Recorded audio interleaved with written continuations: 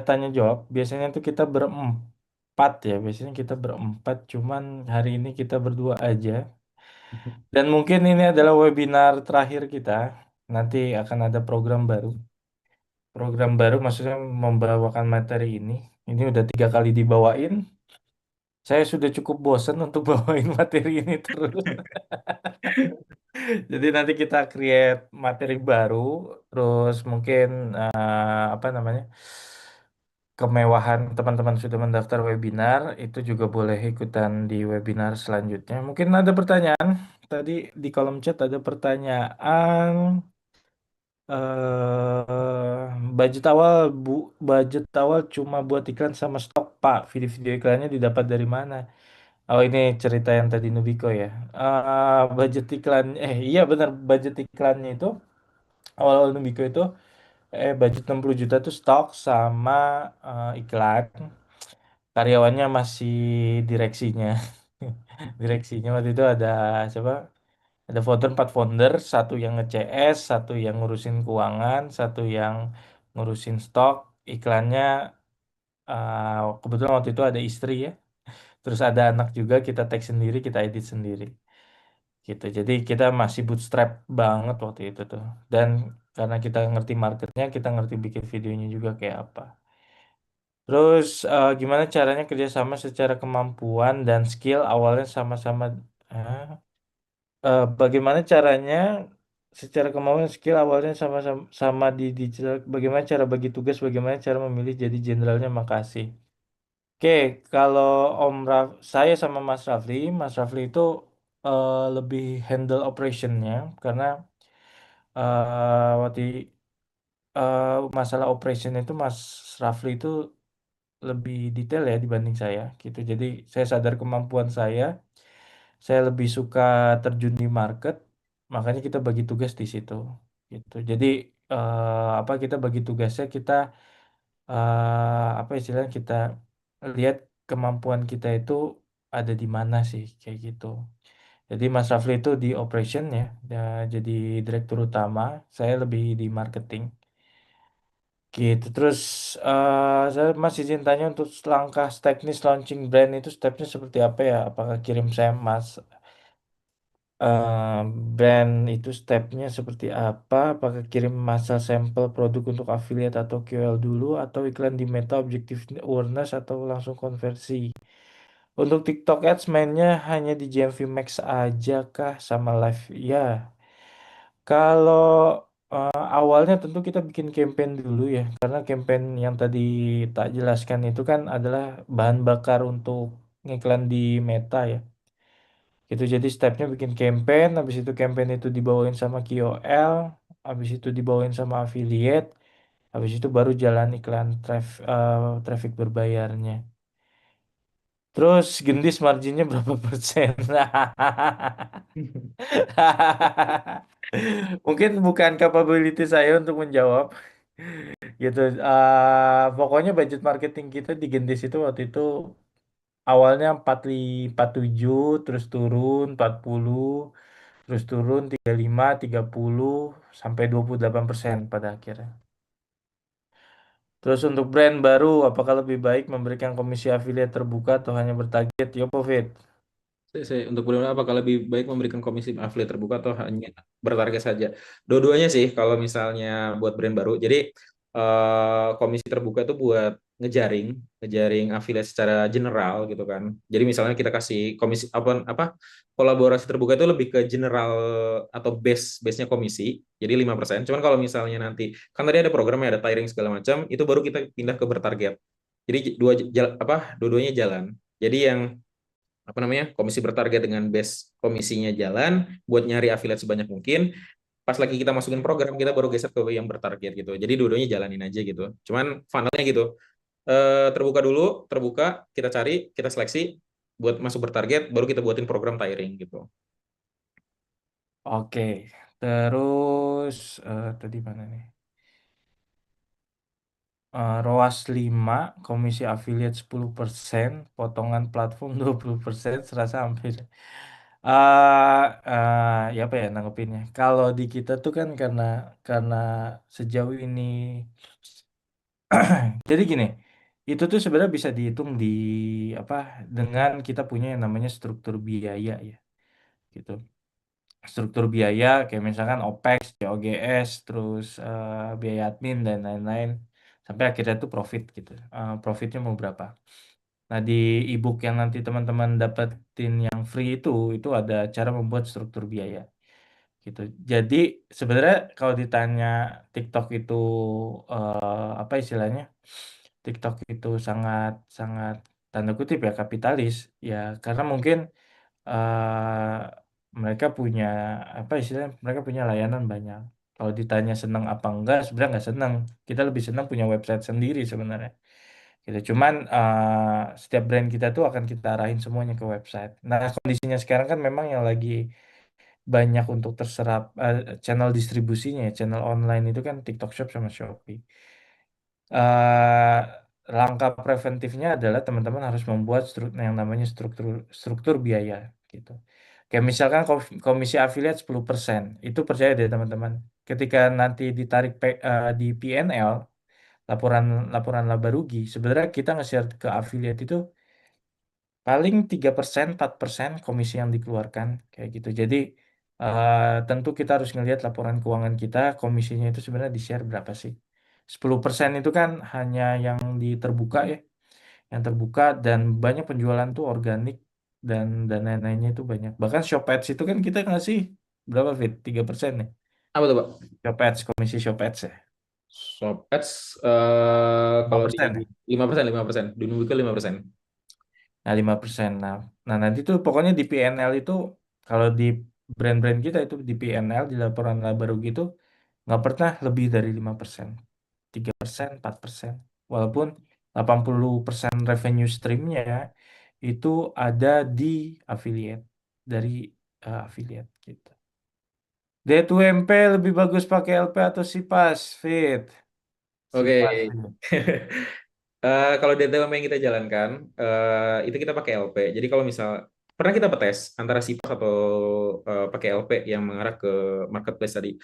Jadi kalau saya pribadi gitu ya, saya lebih cocok DTMP mengarah ke landing page. Kenapa gitu? Karena pertama scalable gitu. Jadi kita pernah waktu itu spending pas lagi Harbolnas tahun kemarin itu sehari kalau nggak salah kita spending 200 juta gitu ya dari D2MP yang LP2MP gitu. Nah, cuman kalau misalnya kita mau spending 200 juta dengan funnel Cipas itu nggak mungkin. Ini menurut saya ya saat ini ya, itu sangat sangat susah gitu. Karena kita paling mentok tuh sehari spending 15 juta. Udah gitu, datanya itu beririsan dengan data yang ada di Shopee. Karena kan Sipas itu kan muncul data ATC, cost per ATC, cost per purchase, terus ada GMV-nya juga. Itu datanya beririsan gitu. Jadi kadang saya ngerasa datanya itu bias gitu, nggak bisa ngukur. Ini sebenarnya apa pecahan datanya kayak gimana. Sedangkan kalau misalnya saya pakai D2MP yang pakai LP terus to MP, LP to MP tadi, itu datanya bisa lebih saya pecah, lebih bisa saya ukur. Jadi misalnya kayak dari Parigo biasanya Fit, aku pengen misalnya di Double Date atau Payday GMV ku sekian. Itu simpel, saya tinggal narik berapa visitor yang saya butuhin sama dengan berapa total spending D2MP yang saya mau spending gitu. Sedangkan kalau misalnya saya pakai Sipas, itu sulit banget buat di scale gitu. Dan datanya kalau saya lebih susah ngukurnya gitu dan lebih bias gitu. Itu sih, Pak. Oke, mantap. Itu dia, SIPAS. SIPAS mungkin enak kalau nyari ROAS ya, Fit ya. Iya sih. Kalau buat nyari ROAS yang sehat-sehat gitu. Hmm. Cuman kalau buat Ya kita juga agresif, sehat, Fit. iya maksudnya. Cuman buat agresif gitu kayak Buat ngejar sekarang, volume ya. iya, Buat ngejar volume D2MP bisa bisa bisa lebih cepat learningnya dibanding SIPAS. iya. Gitu. Untuk iklan performance itu target ROAS di dashboard berapa Mas ideal? Iklan performance di dashboard. Mungkin ROAS Nih, all kali ya Fit ya. oh, iklan performance JV Hmm. Mas kali ya? Mungkin mungkin. Kalau ya ini kalau untuk di Shopee set aja langsung tinggi, mentokin aja misalnya 15 atau 20 ya udah mentokin aja. Kalau untuk di Shopee karena kan ada traffic kalau misalnya teman-teman aktivasi di D2MP sama TikTok itu biasanya Shopee tinggal nyerok. Cuman kalau untuk di TikTok ya bisa langsung set kecil dulu aja biar segera spend. Cuman kalau misalnya takut overspend bisa set dari tinggi dulu baru kurangin 1 poin 1 poin 1 poin sampai ketemu sweet spotnya gitu sih. Oke, budget untuk KOL, ads, marketing, ideal berapa? Sekarang itu kita lagi ngelola brand kita itu kita coba 33% all elemen marketing, consumer promo, komisi, ads, KOL semuanya itu 33% lagi kita coba.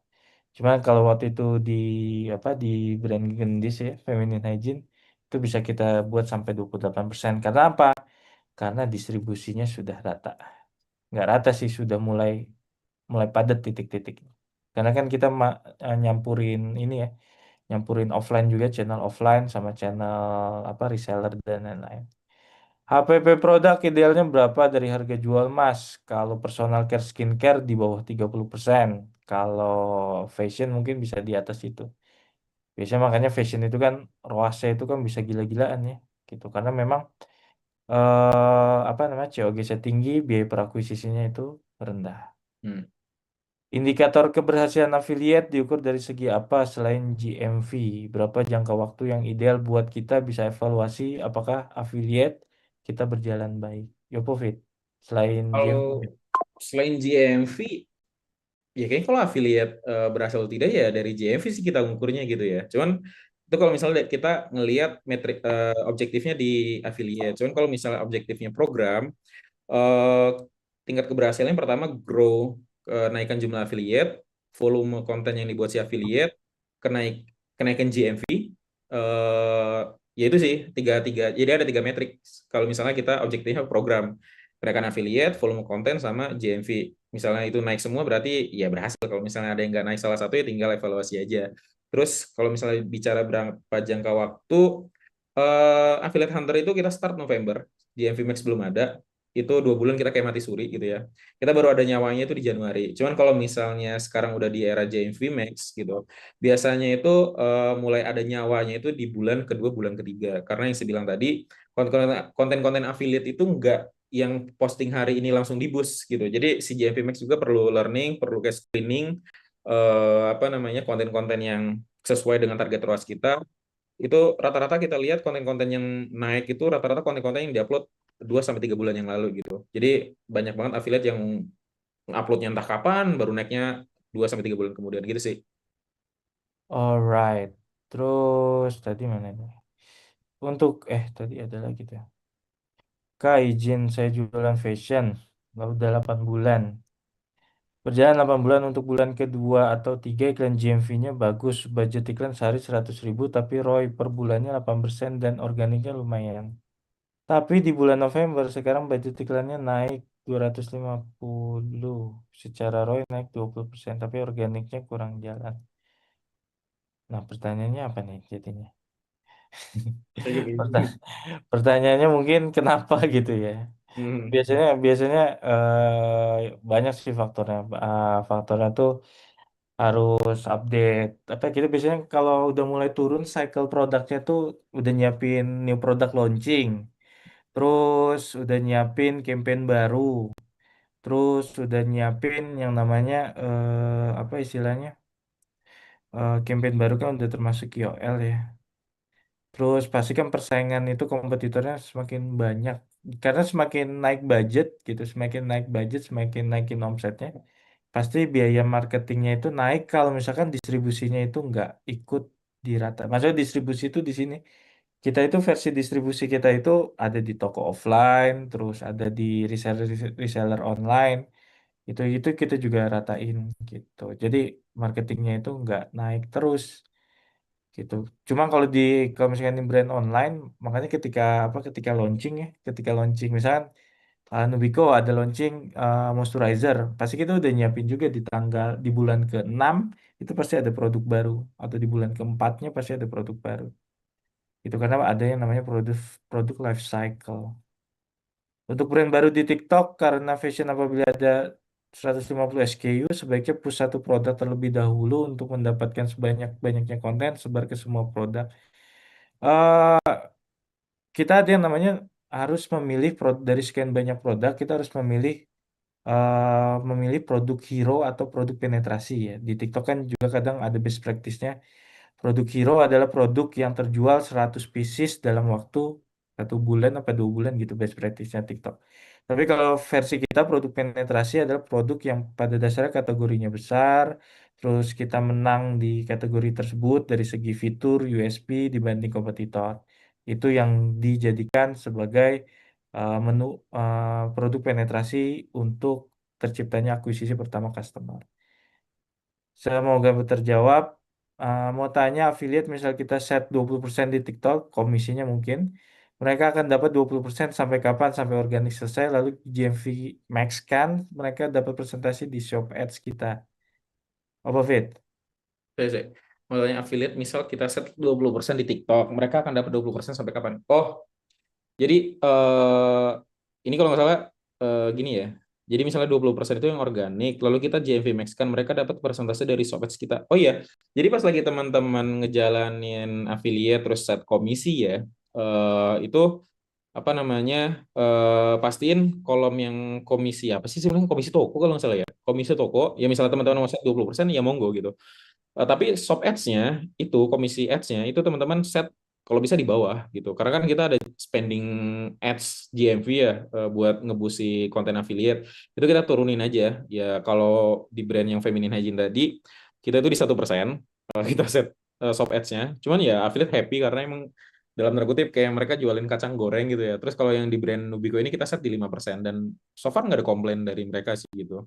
Jadi ya 20% ketika dapat komisi 20% ketika ada penjualan yang organik tanpa kita boost, tapi komisi ya misal kita set di 5%, misalnya komisi 5% yang shop ads itu ya didapat ketika ada penjualan dari hasil konten yang kita boost pakai JMV Max gitu sih. Oke, D2MP apa sama dengan Sipas? Beda. Tadi udah sekalian ya. Hmm. Terus berkaitan dengan pengalaman campaign QL yang penting lembab, apa QL yang stage merupakan all brief dari brand atau 100 QL include UGC. UGC kita lumayan jarang pakai. Waktu itu all QL by brief by brand. Terus kalau misalkan brand masih baru banget untuk iklan-iklan gitu di Meta selain campaign, apakah ngaruh kalau postingan sosmednya masih sedikit? eh Enggak sih gitu. Cuman brandnya itu mungkin berpengaruh ya. Gitu. Jadi ya harus kalau ditanya berpengaruh terhadap penjualan ya tipis kemungkinannya karena kan orang ngeklik ketika diiklanin itu ngeklik ini ya Fit ya. Ngeklik langsung ke landing page gitu. Ya, Tapi kalau untuk kayak brandnya agar dikenal itu penting sih untuk sosmednya itu juga diisi. Budget promosi 47% awal aja berarti ya profit pasti tipis banget sih Mas. Belum admin platform 20% sama HPP. Ya balik lagi ke strategi sih gitu. Karena strateginya waktu itu kita apa istilahnya ingin memberikan awareness kepada market. Jadi kita profit 2% 3% aja itu kita makan dengan volume puluhan miliar gitu istilahnya gitu. Dengan volume puluhan miliar kan juga sama setara dengan 1 M-nya profitnya sekian. Kita anggap seperti itu. EBITDA gendis berapa Mas? Aku nggak bisa jawab. Untuk brand baru, bagaimana cara mendapat 100 afiliator pertama, Fit? oke, 100 afiliator pertama. Eh ini berdasarkan pengalaman sih kalau misalnya cara dapat affiliate 100 pertama, ya mungkin di sini udah terjawab juga sih dari pertanyaan. Apakah dimulai dari DM-DM akun afiliator atau ada cara lain? Yang pertama ya DM itu juga kita lakukan, bahasanya blast lah gitu, pakai kalau boost. Cuman yang pertama kita bisa DM, entah itu manual atau pakai kalau boost. Yang kedua kita bisa cari dari luar platform Shopee atau TikTok, atau yang selanjutnya ini cara yang dalam tanda kutip cukup bisa menarik interest si affiliate, ya kita naikin komisinya sih. Ya misalnya kita di 10% biasanya kita coba naikin 25%. Cuman itu dibuat periode terbatas saja. Misalnya 100 affiliate pertama, terus 25% komisi yang kita set tadi itu untuk periode mungkin 1 sampai 2 bulan. Setelah itu back to normal lagi gitu. Gitu sih. Karena affiliate kan gak jauh-jauh dari ngincer ngincer ini ya, ngincer apa? Ngincer komisi mereka tuh. Selain ngincer komisi ya nyari produk yang gampang dijual. Jadi kayak di produk kita yang lain tuh shop ads-nya 1% pun mereka masih pada happy gitu karena di boost JFV Max, produknya juga gampang dijual, jadi mereka juga happy-happy aja gitu.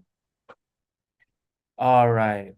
Terus berarti tidak mungkin ya untuk satu transaksi keluar komisi affiliate 20%, misal Shop Ads 2%. Pasti salah satunya kan iya ya, Ya, salah iya satu. benar. Salah satunya. Nggak double. Takutnya kayaknya Mas Mas Patrick apa ngomong Kak Patrick ya? Apa namanya? Takutnya double ya misalnya jadi 22% gitu ya. Enggak kok. Jadi dia bakal bakal salah satunya aja. Ya misalnya dia organiknya 20%, kalau misalnya dari hasil ads GMV Max Kira dia cuma dapat 2%. Itu udah kita cek kok.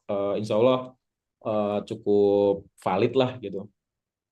Oke, terus awal-awal kalau kita mau launching produk tidak laku, apakah kita butuh untuk endorse dulu kalau baru sebar sampel karena takutnya kalau produk kita tidak diketahui tidak ada yang mau bikin video.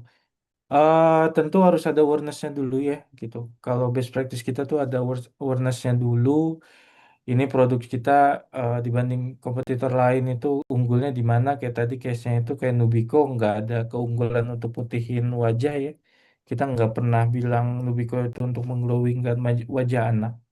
Kita lebih kayak Nubico itu untuk bercak putih, terus untuk peruntusan dan lain-lain gitu. Habis itu baru ada KOL. Gini, kalau misalkan kau ditanya ada brand yang bisa bisa apa istilahnya bisa tanpa KOL dan lain-lain itu masuk ke market.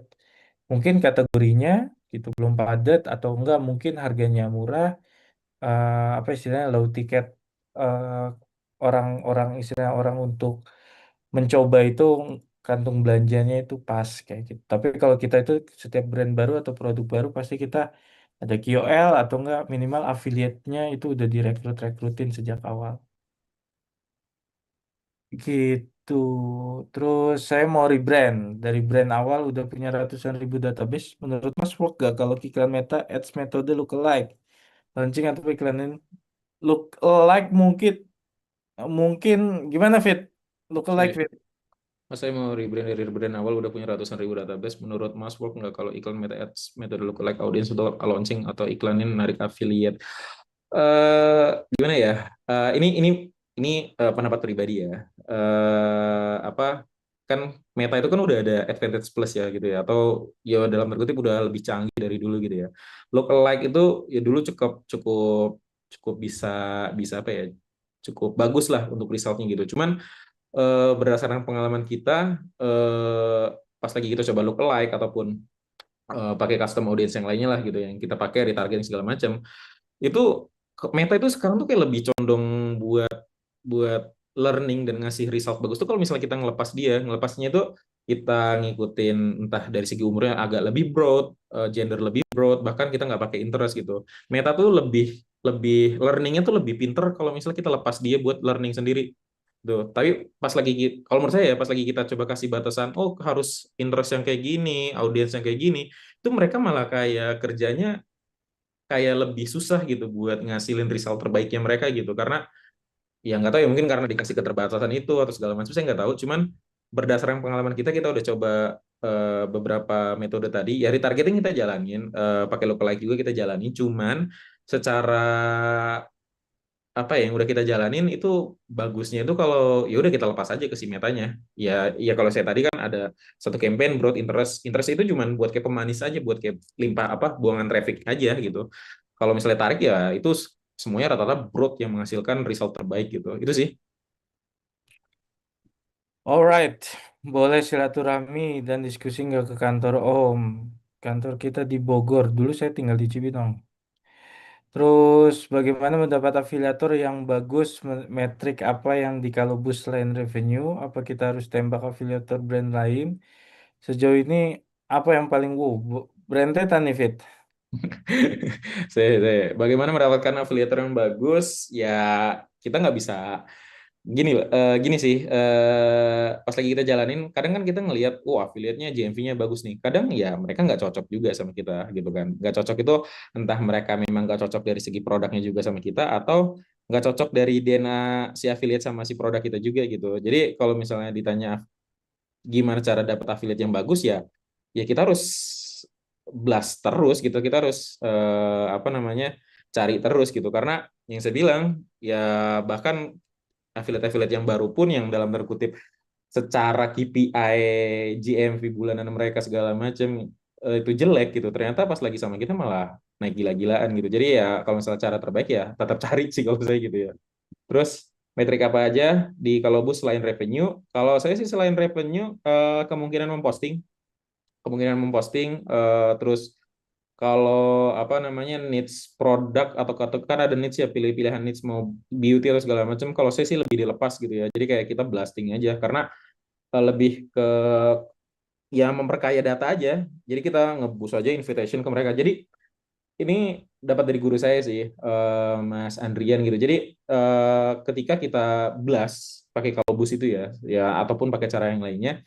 Jadi ketika mereka nerima invitation kita gitu ya, produk card kita itu udah nempel di akun mereka gitu. Walaupun misalnya pas mereka minta sampel nggak kita kirim, kita tolak, kita reject gitu ya. Tapi produk card kita itu udah nempel di akun affiliate-nya mereka. Yang mana ketika produk card itu nempel di banyak akun affiliate gitu ya. Bahasanya TikTok itu ngebaca apa namanya produk kita itu banyak dipromosikan atau dipasarkan orang gitu. Dan jadi secara apa ya saya bilangnya kayak secara engine atau TikToknya atau SEO-nya itu ngebaca, oh ini layak buat di boost produknya gitu. Terus apa kita harus tembak afiliator brand lain? Ini ini sempat jadi ketakutan dari beberapa tim affiliate kita gitu. Cuman saya selalu bilang ke mereka gitu ya, affiliate kita nanti di hijack mas segala macam. Belum tentu saya bilang gitu. Karena affiliate itu jodoh-jodohan. Sama-sama misalnya kita bicara Nubico gitu ya. Ada brand lain misalnya brand P atau M gitu ya inisial depannya. Apa namanya? Bisa aja mereka nge-hijack. Cuman apa yang udah kita lihat, mereka juga promosiin kok dari brand-brand lain. Cuma secara result ya mereka bisa menghasilkan GMV tertingginya dari brand kita gitu. Dan ya apa ya malah dari brand lain yang dalam tanda kutip lebih bagus mungkin ya gitu dari segi branding, KOL dan segala macam. Cuman mereka jodohnya sama kita gitu. Jadi eh, kalau mau ditembak ya nggak apa-apa, tidak salah juga. Cuman jangan berharap 100% di bagus di brand lain akan bagus di brand kita juga itu sih. Terus dan bagaimana kita bisa set dan gain top afiliator? Maksudnya gimana ya? Dan bagaimana kita bisa set dan gain top afiliator? Ya ini baik ya dicari lagi sih. Karena saya bilang top afiliator di brand kita itu rata-rata mereka yang start dari nol gitu. Banyak ibu-ibu baru ngerti bikin video, bahkan rata-rata video cuma hands on review gitu aja. Cuman apa namanya? Produk digede-gedekin kasih teks. Ya sebisanya mereka ngedit itu tapi bisa menghasilkan GMV yaitu yang saya bilang tadi di salah satu materi di slide 615 juta. Dan dia dapat iPhone, kita undang ternyata ibu-ibu bukan Gen Z ataupun yang lainnya yang handal buat buat apa bikin bikin video gitu. Dan untuk Sparkcode apakah masih butuh sekarang manual dikonekkan di JMP Max? Apakah semua sudah auto connect? Better walaupun sekarang sudah ada fitur ACA yang otomatis, cuman Sparkcode ini buat memperkuat aja sih kalau menurut saya ya. Jadi walaupun ACA-nya udah aktif, Sparkcode diminta aja buat memperkuat. Jadi kalau saya ngelihatnya sih dengan adanya Sparkcode itu fase learning-nya agak lebih cepat. Jadi kalau di materi iklannya itu dia gesernya lebih cepat dari InKiwi atau apa dalam antrian terus learning sampai delivering itu agak lebih cepat gitu. Itu sih. Oke, jadi intinya teman-teman ya, sepengalaman kami, affiliate itu bukan kayak apa istilahnya, kayak memperbanyak affiliate habis itu orderan juga banyak. Nggak gitu juga sebenarnya konsepnya.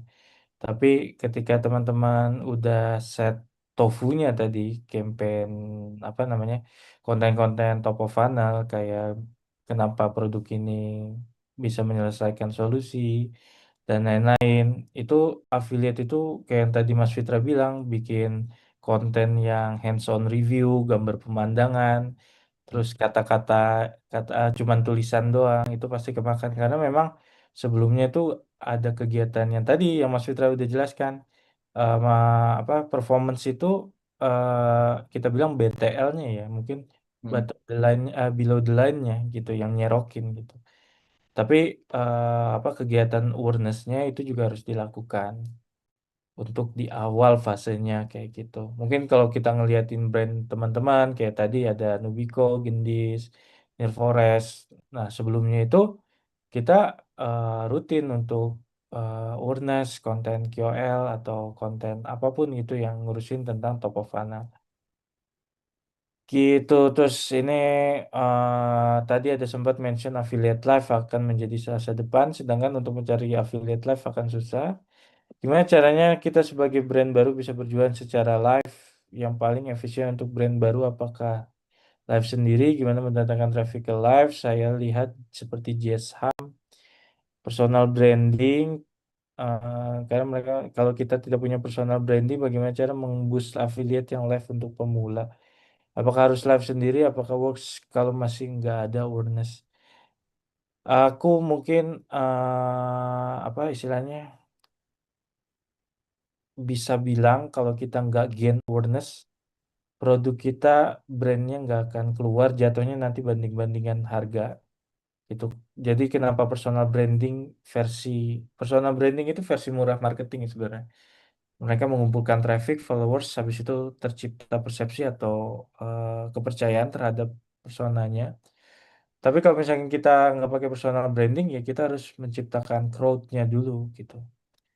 Karena kalau misalkan kita juga ada pengalaman, kita ada brand, terus brandnya itu ya langsung live, terus affiliate, segala macam. Itu nggak akan jadi apa-apa.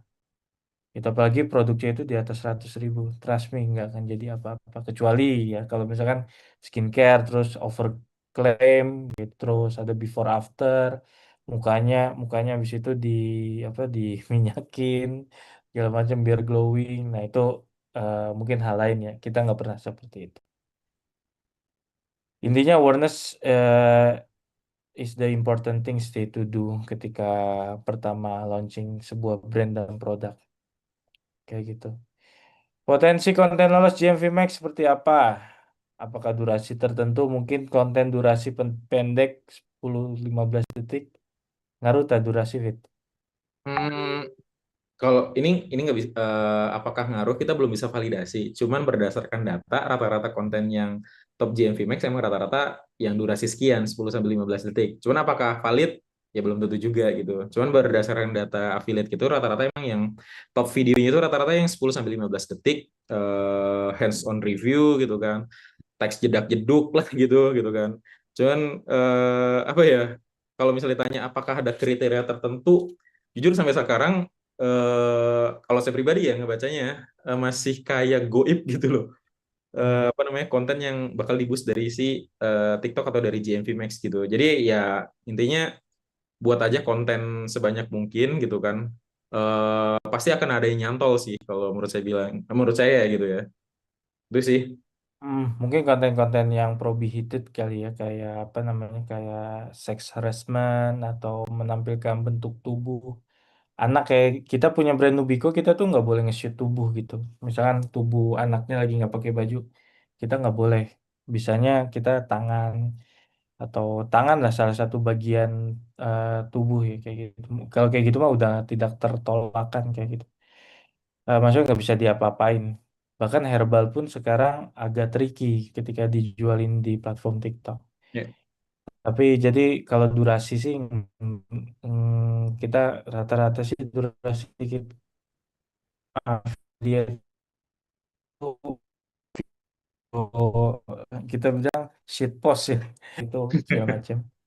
Tapi kalau memang konten-konten yang prohibit itu kita nggak bisa apa nggak bisa mengelakkan. Makanya kita sampai waktu itu sampai dibantu AM juga kan. Konten ini boleh diupload, konten ini nggak boleh diupload. Cari afiliator dari luar platform Shopee dan TikTok itu dari mana, Mas? Tadi udah ya, Meta ya. Ya. Dari Meta, apakah konten QL TikTok yang baru ditambahkan keranjang kuning di pertengahan ketika konten punya perform organik bagus? Lebih baik dibanding konten QL yang langsung dari awal menggunakan Kerkun. Tergantung ya. Kalau misalkan QL besar rata-rata kita nggak pakai Kerkun di awal. Tapi kalau misalkan QL yang ngebahas promo dan lain-lain, kita langsung ada Kerkunnya untuk kebutuhan GMV Max. Terus saya mau tanya, saya ada brand Fashion Baby. Apabila saya mau nambah produk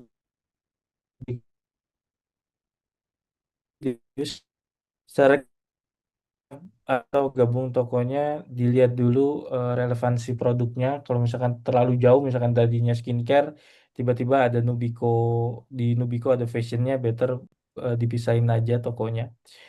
Terus agensinya masih aktif, masih. Jadi database yang diekspor di Shopee bagusnya diapain biar maksimal ya, Mas?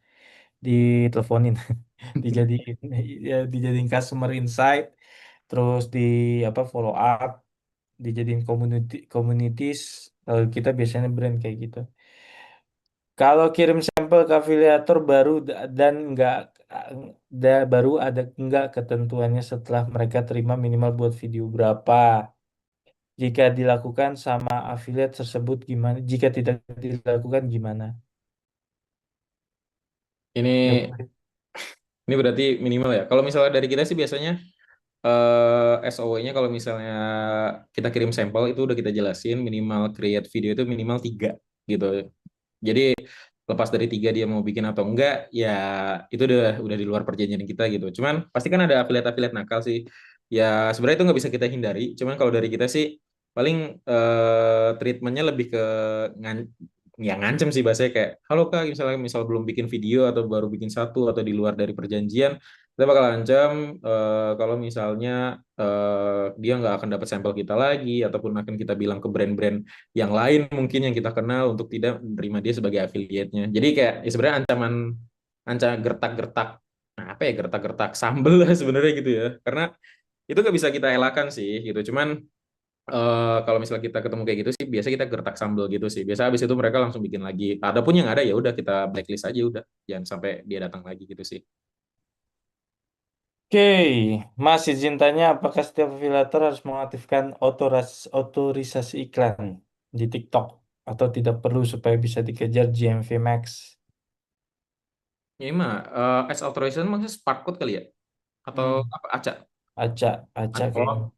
kayaknya sih, apakah setiap afiliator harus mengaktifkan? Kalau misalnya mau di boost GMV Max ya harus diaktifkan gitu.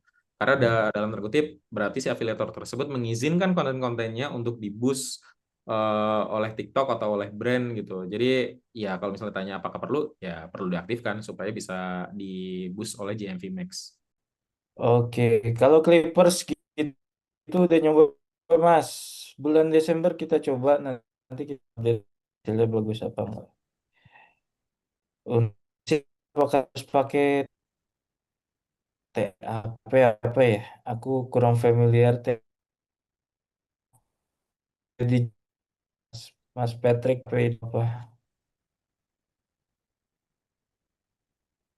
Karena kalau TAP kalau kita dealing di 20% waktu kita shop ads kan juga kena 20%. Apakah benar? Apa ya Fit? Ya, TAP itu. apakah harus Apabila pakai? iya agensi-agensi apa yang bukan TAP yang sangat bagus? TikTok Ads Partner mungkin ya? Iya kali ya. TikTok Ads Partner ya. Untuk agensi apa harus pakai TAP? Ya, apa agency TikTok? Ya mungkin ya. TikTok Agency Partner. Ya mungkin itu ya. Untuk agensi apakah harus pakai? Iya harusnya TikTok Ads Partner. Oh iya benar. Benar. Harus pakai tab atau di luar tab aja. Oh di luar tab aja juga nggak masalah kok. Kalau TikTok Ads Partner, TikTok Ads Oh, Partner itu biasanya apa istilahnya? Memang ada base base apa base base. Mereka kan kadang suka ada list-list isinya, ya. Termasuk juga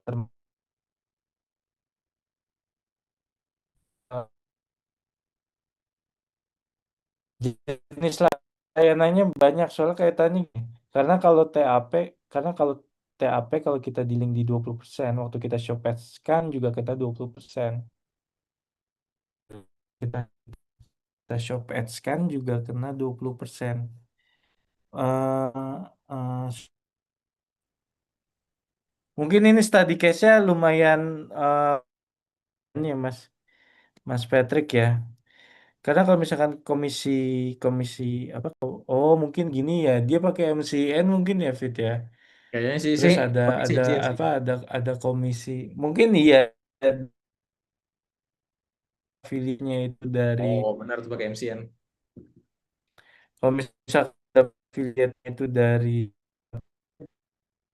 kan kalau kita ngeset komisi 20% pasti akan diminta 20% gitu. Jadi eh,